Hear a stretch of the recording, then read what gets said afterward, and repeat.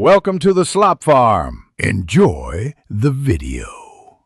You start by running Sxstrace with elevated writes so it captures system component loads. This is essential. In an administrator command prompt, type Sxstrace trace log file c /temp/Sxstrace, edit and press enter.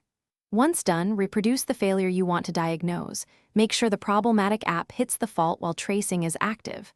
When the behavior has occurred, stop the capture with Ctrl+C.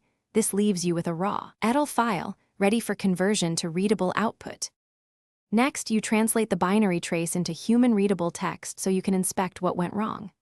Run Sxstrace parse log file c /temp/Sxstrace, edit out file c /temp/Sxstrace, txt and wait for the converter to finish.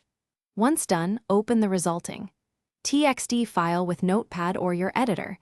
Make sure to search for terms like dependent assembly, error, or numeric result codes. This parsed file reveals which manifests and DLL loads. Finally, you interpret the parsed output to apply the fix.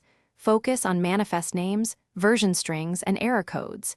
These tell you whether a runtime or a manifest is missing.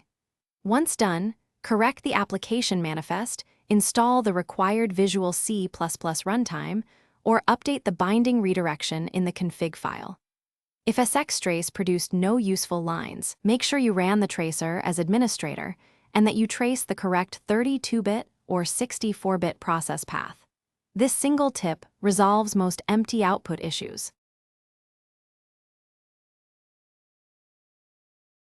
Thanks for watching. Consider subscribing if we helped you today.